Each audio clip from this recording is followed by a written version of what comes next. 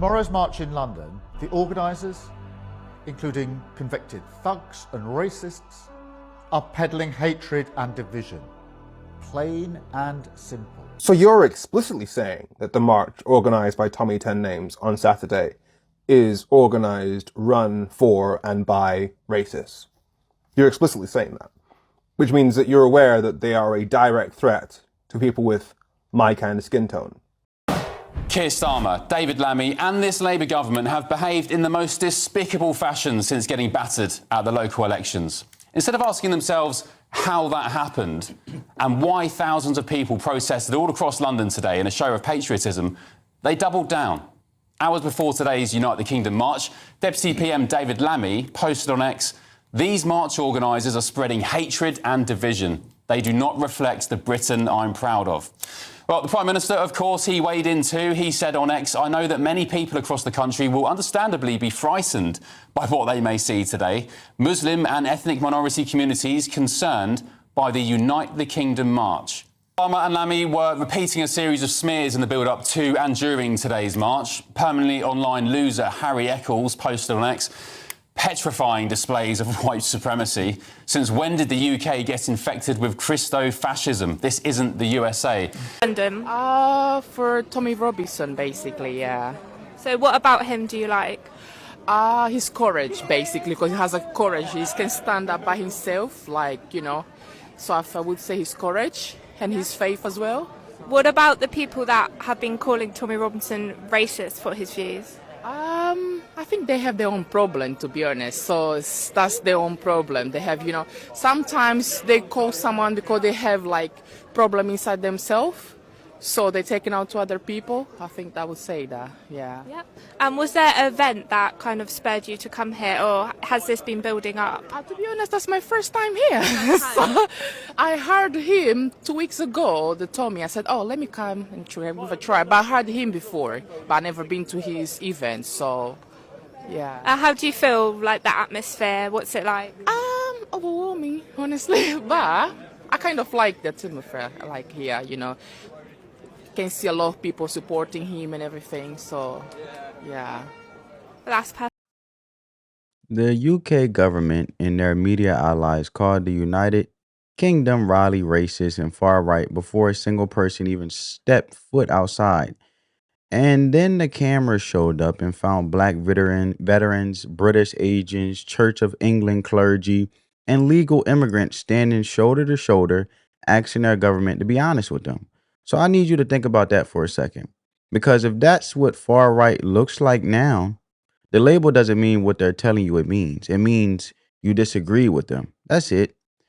Hours before the march even started, Deputy Prime Minister David Lammy posted on X and wrote, quote unquote, "These march organizers are spreading hatred and division. They do not reflect the Britain I'm proud of." That's the Deputy Prime Minister of the United Kingdom posting a blanket condemnation of a public demonstration before it happened, before anyone marched, before a single sign got held up, before one word got spoken into a microphone. He already knew what it was. He already decided. And the Prime Minister followed right behind him and posted that Muslim and ethnic minority communities would, quote, understandably be frightened, end quote, by what they might see that day. The sitting Prime Minister of the United Kingdom told his own citizens, specifically citizens who aren't white, that they should be scared of their neighbors going on a walk through London. That's not a warning. That's a threat dressed up as a concern. And the media treated it like responsible governance, right? That's how they treated it, like it was responsible governance. Now, here's what actually happened. The press ran the far right mobilization, quote unquote, framing before a single boot hit the pavement. And I want you to understand how that works, because it's not accidental. When you set the frame before the event, anything that happens inside the event gets filtered through that frame automatically. A group of people singing, far right. Someone holding a flag, far right. A veteran talking about housing, far right. The label goes on first, and then everything gets read through it after the fact.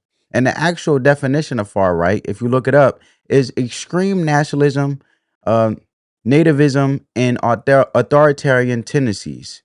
That's the clinical definition. That is what they accused tens of thousands of people of embodying before they even left their houses that morning.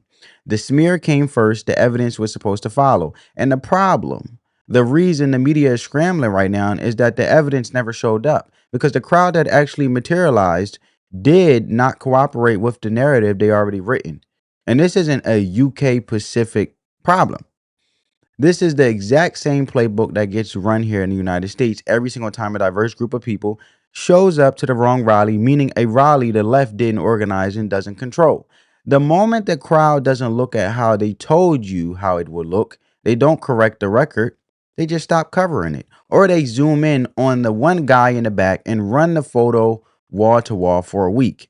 We've seen it here with our own eyes, and now you're watching it happen live across the Atlantic with the same institutions, the same framing, the same desperate attempt to make the story fit the headline they wrote before anything actually happened. That's not journalism. That's narrative management, and the cameras on the ground blew the whole thing open. So I want you guys to check out this second clip. We're on the march. We're walking up towards Trafalgar Square. The crowd's gone. Parliament Square's already full. The crowd's stretched from here to Euston Station, apparently, which is miles. Okay? And miles. This is the biggest event in British history. This is the moment, a turning point for Britain, a message to the leaders. Britain's ready for the fight. All right? People are up. We're awake. And we're not going to back down. We want our country back. Why are you here?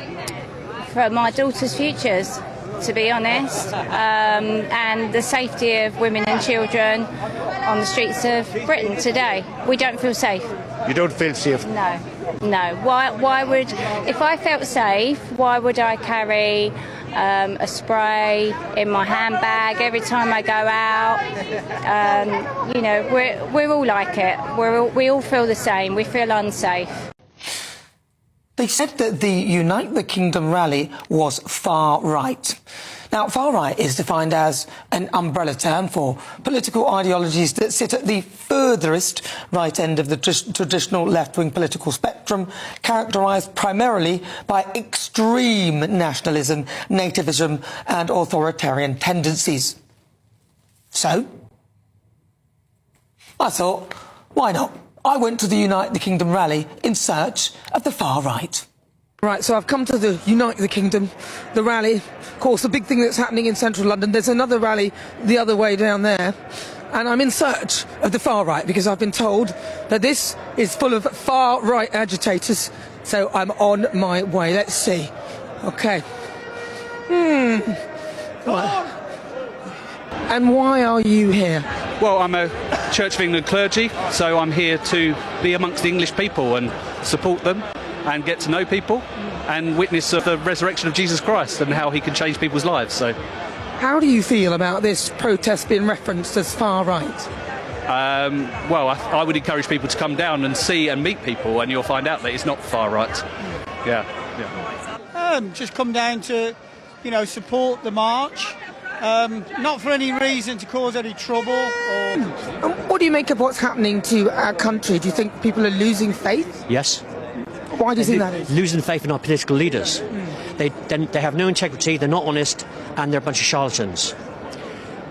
If you have a manifesto, do what you say in your manifesto. Don't bring in things that are close to your heart, like digital ID, open borders, mass uncontrolled immigration. So why have you come down here? Well, we just want to have a lovely future for our children, our grandchildren, and this government has really not done us any favours. It's just getting from bad to worse. So we just, our culture, our patriotism, we want to keep it as British. How do you feel about them sort of referring to people who are coming here as far right? Well, that is ridiculous. You can see around you, everybody is all in a very good, positive mood today. There's no problem, there's no trouble, nobody's far right here. We're all on the same page. Tens of thousands of people marched yesterday in the Unite the Kingdom and pro-Palestine Nakba Day march, taking place in central London. More than 4,000 police officers were deployed to manage any potential clashes between the rival groups and criminal activity. 43 arrests were made at the major protests, including 11 hate crime-related offences. with the Met Police linking 20 to the Unite rally and 12 to the pro-Palestine march. This comes as the PM condemned the nationalist protests in London as peddling hatred and division. But which one really was the hate march? Joining me now is the journalist and influencer Based and Bougie. Welcome to the show. Thank you so much for having me. So great to have you here. Big fan of your videos. You were yesterday at the Unite the Kingdom. What was your initial impression of it? I absolutely loved it. I look forward to going to UTK every year because it almost feels like a festival. When I see the headlines of them trying to portray it as a far-right event, it honestly just feels like a festival. You go there, it's filled with hugs and kisses, and people are serving food. People are also preaching the word of Jesus Christ, which is extremely important to me. And the only bad thing to come out of yesterday's event was the rain. Honestly, that was the worst thing. But apart from that, it's just the one day in the year where patriots can literally just be patriotic and not feel ashamed, because obviously these days it's almost as though being patriotic is now demonized, or you're considered a racist. Now they're calling me a white supremacist and I'm black. So it's the one day in the year where you realize, okay, I'm actually not alone in my thoughts. So thank you, Tommy, for the UTK event, honestly. So let's talk about what the cameras actually found, because this is the part that broke the media's brain. One of the first people interviewed on the ground was a Church of England clergy member, a literal priest you guys saw, who said he came to be among the English people, to witness the resurrection of Jesus Christ, and to meet the crowd that the government had already told the country was full of extremists. And his response when asked about the far-right label, he said, "Come down and see for yourself. Come down and see for yourself." That's it. Not a rebuttal, not a political argument, just an invitation. Because he knew that anyone who actually showed up would see the same thing he did, which was not what David Lammy told you it was going to be. Then there's Sandra. Sandra drove from Lincolnshire, which is not a short trip, and she's a Royal Air Force veteran with 12 years of service. 12 years. She drove from Lincolnshire. She served this country, and she's standing at this rally being told by her own government that she's a racist because she's proud of her flag. She said it exactly like that, loud and clear, quote unquote, "I'm proud of my flag." And the crowd around her erupted. Now, I want you to sit with that for a second, because a woman who gave 12 years of her life to the Royal Air Force had to travel to London and stand in the rain to defend the basic idea that loving your country doesn't make you a bigot. That's where things are in the UK right now. Right next to her, there's a black British veteran whose parents came over from the Caribbean in the 1960s. His parents worked, paid taxes, bought a house, assimilated, not because they were forced to, but because they wanted to be British. Willingly and lovingly is exactly how he put it. And now he's standing at a rally being called a racist. He said what the media gets wrong is that they try to make it like ordinary citizens hate the people coming in. And he's looking at the camera saying that's not what this is. He knows what this is about because he lived a version of immigration that actually worked. He's watching a system that no longer acts that of anyone. Right? Based on Bougie, a black female journalist who covered the event, said it felt like a festival. Hugs, food, people preaching the gospel, everyone in good spirits. She said the only bad thing that came out of the whole day was the rain. And the critics responded by calling her a white supremacist. She's black. They called a black woman a white supremacist for attending a rally and saying she had a good time. That sentence should end the conversation, but somehow it doesn't, because the label doesn't require accuracy anymore. It just requires that you stepped out of line. There was also a West African man there for his first ever rally, and when asked why he came, he said he respects Tommy Robinson's courage, the fact that he stands alone. Whether you agree with Robinson or not, a West African man independently choosing to show up and say that this is not the image of white supremacy the government was selling that morning. Parliament Square was full. The crowd stretched miles back towards Euston Station. Tens of thousands of people came out, and not one of them said anything that sounded like extreme nationalism or authoritarian tendencies. They said they want Britain to stay British. That was the whole message. But check it out, family. I'm the British-born Indian. I'm from India. India? Yeah. So you came all the way from India for this? Yeah. This isn't who the internet told you would be there. Then they started talking. Hey, the other side of people. We got out. Far right, we got far right, Hey. far right, All right, mate. How are you? I'm all right, thank What's you. your name? My name's Sandra. Sandra, where did you come from, So Sandra? I come from Lincolnshire. From Lincolnshire, Yeah. all the way from Lincolnshire today? Yeah. So what no, made yesterday. you... Oh, you came yesterday? Yeah. What made you come all the way from So Lincolnshire? I am an RAF veteran. Yeah, I served 12 years in the Royal Air Force, and I'm being told that I'm racist. Yeah, because I'm attending this event. No, I'm proud. I'm proud of my flag. Yeah.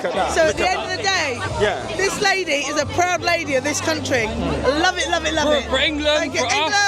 us, no matter what colour means Doesn't matter, nothing. It's doesn't about matter. being British. It's about if you're being English, don't about matter. being But the media try and make it about colour. Yeah, exactly. It's not about colour. It's It's about about culture. It's about culture, and the culture in this country. There's no black, is not there's no white. conducive. All it is about the media twisting things to their and we're demise. Christian, and I'm a Christian, and I tell you what, this is a Christian country, and that's it. Come on, love that. So what's this United Kingdom all about? Sorry, this is Shoab. Come on, Shoab. So Shoab. Come on, much love, innit? Yeah, my brother. So you good, yeah? I'm good, I'm happy. We are fighting for this country, aren't we? With the same thing. Absolutely. So if I may ask, why are you here today? So I'm here today because I am a veteran and I am proud of the UK. I'm proud of being British. My parents came across in the 60s and they worked, they contributed, they paid tax, they bought a house, and we grew up here. I was born here and grew up here. Yes, it wasn't easy, it was a tough, but we weren't given free anything. My parents weren't given a free house and everything. They had to work for it and they had to assimilate into this country. And we did, lovingly, willingly. So what do you think the media gets wrong about this rally? Because what they're trying to do is trying to make law-abiding, tax-paying citizens of the UK look as if they're racist against the people that are coming into this country. That's not the case. The people of this country aren't racist. There are a few, don't get me wrong, you'll always find a few, but look around you. There's grandparents, there's women, there's children, there's granddads. These aren't racist. These are people that are sick to death of having to fight for the things that they are entitled to. Yeah, I'm a veteran. There's veterans on the streets that need. There's veterans on the streets that need homes. Yeah, that have fought for this country, that need homes. Yet they're being bypassed by the government to allow people in. Why? Stand strong, my love. Why? Fair play to you. Yeah. And the thing is, we're all being British citizens or being bashed. Whether you're black or whether you're white, it doesn't fucking matter. We're being ignored, and we are not far right. We don't care about where you're There's from. no such thing as far right. It's just right. At the end of the day, we care about our people, and we care about basically British. And the thing is, they're trying to make it's all twisted, but it's run by the devil. We are in a spiritual battle, people, and we need to don our armour of the Jesus Christ and God. Stop paying council tax.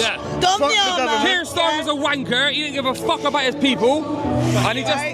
And one more question. For those that are scared of this rally, because I've seen it on quite a few posts online, saying boycott it, saying avoid certain areas. But for those that are scared of this, what message do you have for that? Well, I just say, just come along, because you'll see that there are beautiful people here. The people here are here for a reason, because they love their country, they love their culture, and there's nothing to be afraid of. If you go on the other side, then you're afraid. There's nothing wrong with being proud of your roots either. If your roots are from another nation and you come here and contribute, it doesn't matter. You should be proud of being black, white, wherever you're from. He called us orcs and goons. But, Mr. Speaker, I am a gooner, and so, as usual, she is less than half right. So why does the label keep getting applied even when the crowd destroys the premise? Because the label was never really about accuracy. It's been stretched so far from its original meaning that it now basically functions as a catch-all for anyone who disagrees with open borders, mass migration, or the progressive cultural agenda that the current government has decided is non-negotiable. That's the real definition in practice. Not extreme nationalism, not authoritarian tendencies, not any of the clinical language they use to justify the smear before the march. In practice, it means you showed up to the wrong event and now you're going to wear this label whether it fits or not.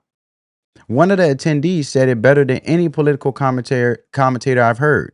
She looked straight at the camera and said the media tries to make it about color, but it's about culture. And excuse my apologies for the profanity, family, but that was the beautiful part. And that line matters because it collapses the entire framing in one sentence. The government and the press, as I showed you guys, Keir Starmer, right? And the clip, he was speaking. But the government and the press needed to be about color because race is the accelerant they use to make the label stick. The second it becomes a conversation about culture, about values, about what kind of country people want to live in, the whole thing falls apart because those are conversations anyone of any background can have. And most people watching that crowd would find themselves nodding along, whether they admit it or not. And here's what makes it almost funny when you think about it, because in the UK, even the right-wing party is economically socialist. The Conservatives ran the National Health Service, maintained the welfare state, kept public spending going. So when you call attendees at this rally far right, you are applying the label or that label to people who in most cases support socialized medicine and state pensions. In America, they'll be called moderates. Genuinely, the positions these people hold will put them comfortably in the center of American politics. And even here, if you hold these same positions and don't vote Democrat, you may or may not get the same label handed to you. Far right, no evidence required, no threshold to cross. Just you disagreed with us, so here's your tag. The label is a tool, and its only real job is to stop people from showing up. If you can convince someone that attending a march makes them racist by association, most people will stay home because nobody wants that reputation.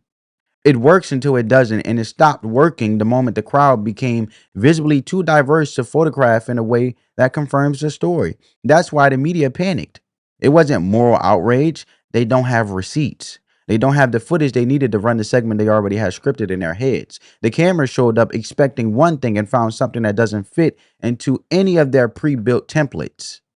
And this connects to something we watch play out here in the States too. Institutions that depend on racism being widespread enough to justify their own existence have a supply problem. The demand for racism as a narrative tool consistently exceeds the actual supply of it in the wild. So the definition keeps expanding to cover more ground, more people, more rallies, more flags, more veterans standing in the rain asking their government to be straight with them. When you look at it, right, let's get into what these people were actually saying they wanted, because this is the part the media coverage conveniently skips over every single time. One woman at the march said she carries spray in her handbag every time she goes out. Every time. You guys heard that and watched the clip. We watched it together.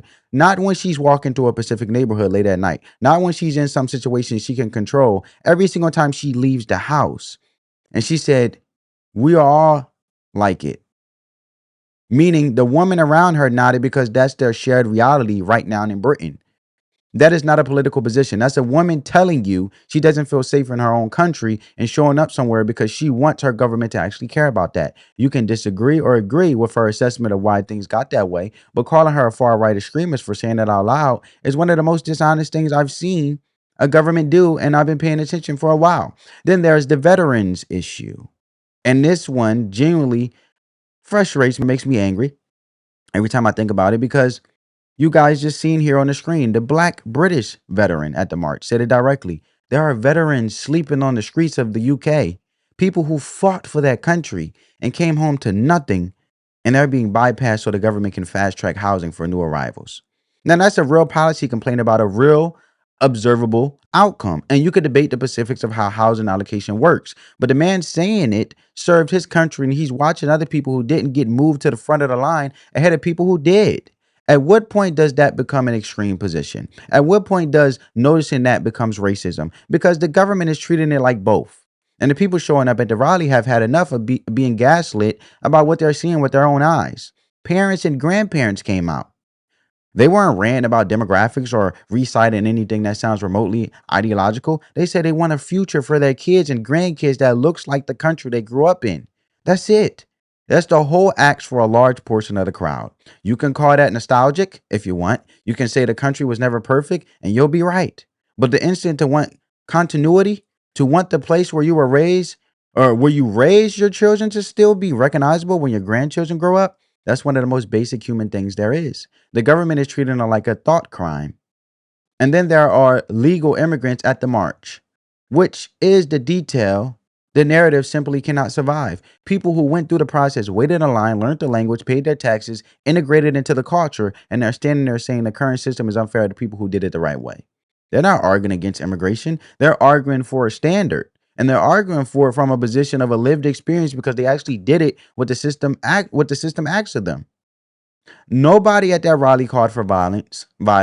Nobody demanded deportation of legal residents. They said, do what your manifesto said you were going to do. Honor the promises you made before the election. Be honest with us.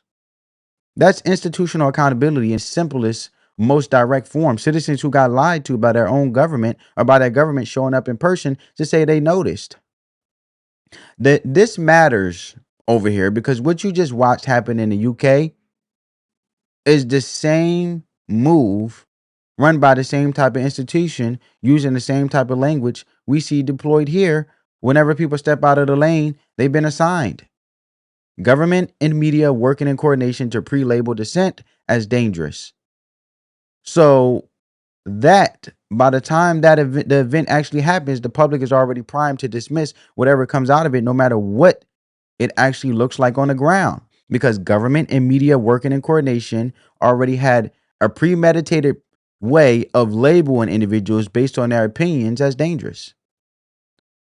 And the beauty of it is, what is it to have someone agree with the same thing as you all the time? Eventually, one input becomes useless. But if you have different perspectives and different thought process, you can actually be aware of the perspectives that you never thought of, which then creates productive conversation for the betterment of any country. So the UK government didn't wait for evidence of racism. They announced it and press amplified it. And that system worked perfectly right up into that the footage that we just seen started circulating and the crowd turned out to be something their framing could not absorb.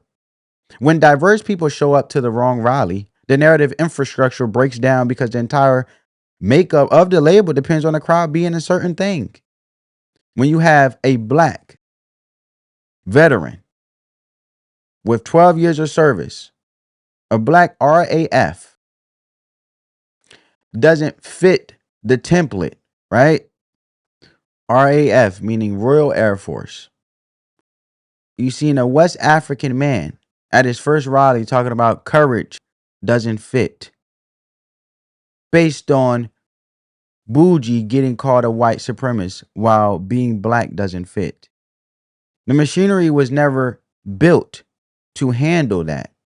And the panic is the sound of the whole system trying to recalibrate in real time. Without admitting it, it was wrong. The deeper function of the label, and this is what I want you to take away from this, is isolation. If you can convince as in, I want you to look at something my way because I want you to do something that's beneficial to me in regards of how you're looking at things and what you do overall benefiting me. Not persuade you, because persuasion is basically you already helping someone get to where they already want to go. But instead, you're convincing, meaning I want you to do something that benefits me, whether it helps you or not. And if you can convince someone that their concerns are uniquely hateful, uniquely dangerous, uniquely disqualifying, you can keep them from comparing notes with anyone else who shares those concerns. This rally broke that. I mean, be proud of where you're from, but don't be ashamed. Don't come here and change what's here. Exactly. Because what's here is our heritage. Yeah. So exactly. come to this country and you we rebuilt this country together. Yeah. Simple as that. But the thing is, the government try and make it. Thank you very much, my love, and thank you for publicising. This is the thing. Thank you so very much. I love the passion. Sorry I interrupted, love. I really appreciate it, and you have a very lovely day. And you. Thank you so much. Nice to meet you, my darling. You have a great day. There you have it. There you have it. So the rally broke that. Tens of thousands of people looked around and realized they weren't alone. And that's genuinely threatening to a government that has been counting on people feeling like they were. Institutional trust doesn't collapse because citizens get angry. It collapses when citizens stop believing their government is being straight with them. And after that morning in London, a whole lot of more people stopped believing in it. The camera showed you exactly who showed up. And it wasn't who they told you it was going to be. The media called it a racist rally. The camera showed veterans, immigrants, and Christians standing in the rain asking that government to stop lying to them. A black woman got called a white supremacist for saying she had a good time. A 12-year Royal Air Force veteran had to defend loving her flag. If that's far right, the word is gone. And the people running that label know it, which is exactly why they are panicking. But drop a comment and tell me whether these labels still carry weight or whether they've been burnt to nothing. And subscribe so you don't miss the next one. Spread that peace, love, and positivity. Let the love supersede the hate. And always, family, unity supersedes all. And no matter what race you are, we are all beautiful and united with our uniqueness in all shapes, sizes, and forms. See you in the next one, family. Love you guys. Peace.